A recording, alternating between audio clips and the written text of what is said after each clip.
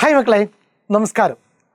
നമുക്ക് മലയാള സെക്കൻഡിലെ ബഷീർ വലിയ ഒന്ന് എന്ന പാഠഭാഗത്തിൽ നിന്ന് പരീക്ഷയ്ക്ക് വരാൻ സാധ്യതയുള്ള ചോദ്യങ്ങൾ എന്ത് ചെയ്യാം, കുറഞ്ഞ സമയം കൊണ്ട് അങ്ങ് സെറ്റാക്കാം. കാരണം പ്രധാനമായിട്ടും നമ്മുടെ ഹാഫ് ഇയർലി പരീക്ഷയ്ക്ക് ശേഷമുള്ള ഭാഗത്തു നിന്നാണ് കൂടുതൽ ചോദ്യങ്ങൾ വരുന്നത്. അപ്പോൾ നമുക്ക് ഹാഫ് ഇയർലി ഭാഗത്തു നിന്ന് കാര്യമായിട്ട് വരുന്നത് എത്ര 3 ചാപ്റ്റേഴ്സാണ്. അപ്പോൾ ബഷീർ എന്ന വലിയ ഒന്ന് അതിനകത്തുള്ളൊരു ചാപ്റ്ററാണ്. നമുക്ക് എന്ത് ചെയ്യണം, അതും കൂടി സെറ്റാക്കിയേക്കണം. ശ്രദ്ധിച്ചിരിക്കുക. കുഴിയാനയിൽ, ആടിൽ, അണ്ടകോടിയിൽ, സ്നേഹപ്പൊരുൾ തേടിന കയ്യാൽ.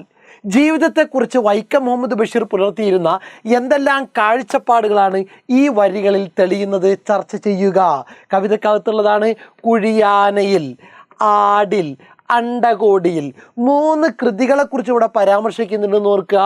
കുഴിയാന, എൻ്റെ ഉപ്പൂപ്പാക്കൊരാനുണ്ടാർന്ന്, എൻ്റെ ഉപ്പൂപ്പാക്കൊരാനുണ്ടാർന്ന്, ഒരാന ആനുണ്ടാർന്ന് എന്ന പാഠഭാഗം.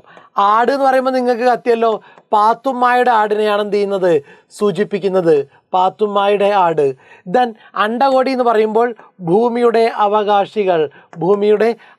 ഈ 3 ചാപ്റ്ററിലും ഭൂമിയിലുള്ള ചെറു ജീവികളെപ്പോലും പരാമർശിച്ചുകൊണ്ട് വേണ്ട പരിഗണന കൊടുത്തുകൊണ്ടാണ് ബഷീർ കൃതികൾ എഴുതിയത്. ഇതിൽ നിന്ന് ജീവിതത്തെക്കുറിച്ച് വൈക്കം മുഹമ്മദ് ബഷീർ പുലർത്തിയിരുന്ന എന്തെല്ലാം കാഴ്ചപ്പാടുകളാണ് ഈ വരികളിൽ തെളിയുന്നത്? ചർച്ച ചെയ്യുക. സെറ്റാണല്ലോ, നോക്കുക. എൻ്റെ ഉപ്പൂപ്പാക്കൊരാനുണ്ടാർന്ന്, പാത്തുമ്മയുടെ ആട്, ഭൂമിയുടെ അവകാശികൾ. എൻ്റെ ഉപ്പൂപ്പാക്കൊരാനുണ്ടാർന്ന്, പാത്തുമ്മയുടെ ആട്, ഭൂമിയുടെ അവകാശികൾ എന്നീ കൃതികളാണ് ഈ വരികളിലൂടെ കവി സൂചിപ്പിക്കുന്നത്. എൻ്റെ ഉപ്പൂപ്പാക്കൊരാനുണ്ടാർന്ന് എന്ന നോവലിലാണ് കുഴിയാനയുള്ളത്. ആന ഉണ്ടായിരുന്ന തറവാടിൻ്റെ പേര് പറഞ്ഞ് ഊറ്റം കൊള്ളുന്ന ഉമ്മയെ ഈ നോവലിലെ പ്രധാന കഥാപാത്രമായ മകൾ കുഞ്ഞിത്താച്ചുമ്മ അത് കുഴിയാന ആയിരുന്നു എന്ന് പറഞ്ഞ് പരിഹസിക്കുന്നുണ്ട്. ചെറിയ കുഴിയാനക്ക് പോലും ഈ നോവലിൽ സ്ഥാനമുണ്ട്. എന്ന് എന്ത് ചെയ്യുക, മനസ്സിലാക്കുക. ഓക്കെ. എൻ്റെ ഉപ്പൂപ്പാക്കൊരാനുണ്ടാർന്ന്, പാത്തുമ്മായുടെ ആട്, ഭൂമിയുടെ അവകാശികൾ എന്നീ കൃതികളാണ് ഈ വരികളിലൂടെ കവി സൂചിപ്പിക്കുന്നത്. എൻ്റെ ഉപ്പൂപ്പാക്കൊരാനുണ്ടാർന്ന് എന്ന നോവലിലാണ് കുഴിയാനയുള്ളത്. ആന ഉണ്ടായിരുന്ന തറവാടിൻ്റെ പേര് പറഞ്ഞ് ഊറ്റം കൊള്ളുന്ന ഉമ്മയെ ഈ നോവലിലെ പ്രധാന കഥാപാത്രമായ മകൾ കുഞ്ഞിത്താച്ചുമ്മ അത് കുഴിയാന ആയിരുന്നു എന്ന് പറഞ്ഞ് പരിഹസിക്കുന്നുണ്ട്. ചെറിയ കുഴിയാനക്ക് പോലും ഈ നോവലിൽ സ്ഥാനമുണ്ട്. ഇനി ഭൂമിയിലെ സകല ജീവികൾക്കും ഭൂമിയിൽ ജീവിക്കാൻ അവകാശമുണ്ട് എന്ന ആശയമാണ് ഭൂമിയുടെ അവകാശികൾ എന്ന കഥയിലൂടെ ബഷീർ അവതരിപ്പിക്കുന്നത്. ഭൂമിയിലെ സർവ്വചരാചരങ്ങളെയും സമഭാവനയോടെ കാണാൻ കഥാകാരന് മാത്രമേ കഴിയുള്ളൂ. എല്ലാ ജീവജാലങ്ങളെയും, ഉറുമ്പുകളെയാകട്ടെ, വവ്വാലിനെയാകട്ടെ, കൊതുകിനെയാകട്ടെ, എല്ലാറ്റിനെയും മനുഷ്യർക്ക് അവകാശമുള്ളതുപോലെ അവക്കും ഭൂമിയിൽ ജീവിക്കാൻ അവകാശമുണ്ട് എന്ന് ബഷീർ പറയുന്നുണ്ട്. ബഷീറിൻ്റെ പാത്തുമ്മയുടെ ആട് എന്ന കൃതിയിലേക്ക് വരുന്ന സമയത്ത് അവിടെ കേന്ദ്ര കഥാപാത്രം എന്ന് പറയുന്നത് ആരാണ്? പാത്തുമ്മയുടെ ആടാണ്.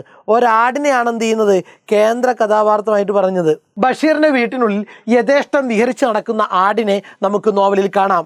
കുഴിയാനയിലും ആടിലും സർവ്വചരാചരങ്ങളിലും സ്നേഹപ്പൊരുൾ തേടിയ കഥാകാരൻ്റെ ജീവിത ദർശനങ്ങൾ നമുക്ക് വരികളിലൂടെ വായിച്ചെടുക്കാം. സെറ്റാണല്ലോ. അപ്പം എന്ത് ചെയ്യുക, കൃത്യമായിട്ട് എന്ത് ചെയ്യുക, ഓർമ്മയിൽ വെച്ചേക്കുക. ദെൻ നെക്സ്റ്റ് ക്വസ്റ്റ്യനിലേക്ക് വരിക. ഏതാണ്? ഒന്നും ചേർന്നാൽ ഇമ്മിണി വലിയ ഒന്ന് എന്ന ആശയം കവിതയിൽ അവതരിപ്പിക്കുന്നത് എങ്ങനെയാണ്? ഒന്നും ചേർന്നാൽ ഇമ്മിണി വലിയ ഒന്ന് എന്ന ആശയം കവിതയിൽ അവതരിപ്പിക്കുന്നത് എങ്ങനെയാണ്? ഗണിതശാസ്ത്ര പ്രകാരം ഒന്നും ചേരുമ്പോൾ 2 ആകും. ഒന്നും ചേർന്നാൽ 2 ആകും എന്ന ചിന്ത ശരിയല്ല എന്ന കാഴ്ചപ്പാടായിരുന്നു ബഷീറിനുണ്ടായിരുന്നത്. ഒന്നും ചേർന്നാൽ 2 ആകും എന്ന ചിന്ത ശരിയല്ല എന്ന കാഴ്ചപ്പാടായിരുന്നു ബഷീറിനുണ്ടായിരുന്നത്. സത്യത്തോട് ചേരുമ്പോൾ അത് വലിയ സത്യമായി തീരുന്നു. എല്ലാം ഒന്നാണെന്ന ഭാവമാണ് അദ്വൈതം. ഏത്? അദ്വൈതം. ആ അദ്വൈതമാണ് ഈ പ്രപഞ്ചത്തിൻ്റെ നിലനിൽപ്പിന് ആധാരം. പുഴയും ചേർന്ന് ആനന്ദക്കടലാകുന്നത് പോലെ ഹിന്ദുവും മുസൽമാനും എല്ലാവരും ഒന്നിക്കുന്ന സഹജീവി സ്നേഹത്തിൽ അധിഷ്ഠിതമായ വിശാല കാഴ്ചപ്പാടായിരുന്നു ബഷീറിനുണ്ടായിരുന്നത്. സഹജീവി കാഴ്ചപ്പാടിൽ അധിഷ്ഠിതമായ വിശാല കാഴ്ചപ്പാട്, എല്ലാവരെയും സഹോദരന്മാരായിട്ട് കാണുന്ന, ഭൂമിയിലെ സകല ജീവജാലങ്ങളെയും ഒരുപോലെ കാണുന്ന കാഴ്ചപ്പാടായിരുന്നു ബഷീറിനുണ്ടായിരുന്നത്. ബഷീർ എന്ന ബല്യ ഒന്ന് എന്ന ശീർഷകത്തിൻ്റെ ഔചിത്യം പരിശോധിക്കുക. ബഷീർ എന്ന ബല്യ ഒന്ന് എന്ന ശീർഷകത്തിൻ്റെ ഔചിത്യം പരിശോധിക്കുക. പ്രപഞ്ച സ്നേഹവും സഹജീവികളോടുള്ള കാരുണ്യവും ബഷീർ കൃതികളിൽ എങ്ങും കാണാൻ കഴിയും. പ്രകൃതിയിലെ സർവ്വചരാചരങ്ങളെയും സമഭാവനയോടെ കാണാനുള്ള കഴിവ് അദ്ദേഹത്തിനുണ്ട്. പ്രപഞ്ചസ്നേഹിയും മനുഷ്യസ്നേഹിയുമാണ് അദ്ദേഹം. ഈ പ്രപഞ്ചം മുഴുവൻ നിറഞ്ഞു നിൽക്കുന്നത് ഒരേ ഒരു ചൈതന്യമാണെന്ന് ബഷീർ തൻ്റെ കൃതികളിലൂടെ വ്യക്തമാക്കുന്നു. ഒന്നും ചേർന്നാൽ രണ്ടാകും എന്ന ചിന്ത ശരിയല്ല എന്ന കാഴ്ചപ്പാടായിരുന്നു ബഷീറിനുണ്ടായിരുന്നത്. ഹിന്ദുവും മുസൽമാനും എല്ലാവരും ഒന്നിക്കുന്ന സഹജീവി സ്നേഹത്തിൽ അധിഷ്ഠിതമായ വിശാലമായ കാഴ്ചപ്പാടായിരുന്നു അദ്ദേഹത്തിൻ്റേത്. സെറ്റ് നോക്കുക. ബഷീർ എന്ന ബല്യ ഒന്ന് എന്ന പാഠഭാഗത്തിന് ഒരു ആസ്വാദന കുറിപ്പ് തയ്യാറാക്കുക. ബഷീർ എന്ന ബല്യ ഒന്ന് എന്ന പാഠഭാഗത്തിന് ഒരു ആസ്വാദന കുറിപ്പ് തയ്യാറാക്കുക. ഇങ്ങനൊരു ചോദ്യം വന്നു കഴിഞ്ഞാൽ ഇത് പാഠഭാഗത്തിൻ്റെ കണ്ടന്റ് തന്നെയാണ്. ആശയം എന്ത് ചെയ്യാൻ പറ്റും, നമുക്ക് കൃത്യമായിട്ട് മനസ്സിലാക്കാൻ പറ്റും. ഒരു ഓർമ്മ ചിത്രമാണ് വിഷ്ണുനാരായണ നമ്പൂതിരിയുടെ ബഷീർ എന്ന ബല്യ ഒന്ന് എന്ന പദ്യഭാഗം. ഒരു ഓർമ്മ ചിത്രമാണ്. ആര് തയ്യാറാക്കുന്നതാണ്? വിഷ്ണുനാരായണ നമ്പൂതിരി തയ്യാറാക്കുന്ന ഒരു ഓർമ്മയാണ്. ഓർമ്മിച്ചെടുക്കുന്ന സാധനമാണ് ചെയ്യുന്നത് കവിതയിൽ കൊടുത്തിരിക്കുന്നത്. രോഗശയ്യയിൽ അവശനായി കിടക്കുന്ന കവി NN കക്കാടിനെ സന്ദർശിക്കാനെത്തിയതായിരുന്നു വൈക്കം മുഹമ്മദ് ബഷീറും വിഷ്ണുനാരായണ നമ്പൂതിരിയും. ഈ സന്ദർശന വേളയിൽ തൻ്റെ പേരക്കുട്ടിയെ ഈശ്വര സത്യജ്ഞാനിയും സൂഫിയുമായ അങ്ങ് നെറുകയിൽ തൊട്ട് അനുഗ്രഹിച്ചാലും എന്ന് വിഷ്ണുനാരായണ നമ്പൂതിരി ബഷീറിനോട് അഭ്യർത്ഥിച്ചു. കുഴിയാനയിൽ, ആടിൽ, സർവ്വചരാചരങ്ങളിൽ സ്നേഹപ്പൊരുൾ നേടിയ കൈകൊണ്ട് തൻ്റെ കിടാവിനെ ആശീർവദിക്കണമെന്ന് കവി ബഷീറിനോട് ആവശ്യപ്പെടുന്നു. വികൃതികളും കളിതമാശകളും പറഞ്ഞ് ബഷീർ കുഞ്ഞിനെ മടിയിൽ ചേർത്തിരുത്തി. ഈ സന്ദർഭത്തിൽ തൻ്റെ രണ്ടാം ബാല്യം അനുഭവിക്കുകയായിരുന്നുവെന്ന് ബഷീർ.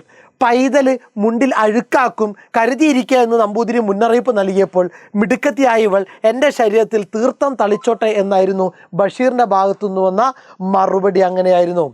ബഷീറിൻ്റെ തനത്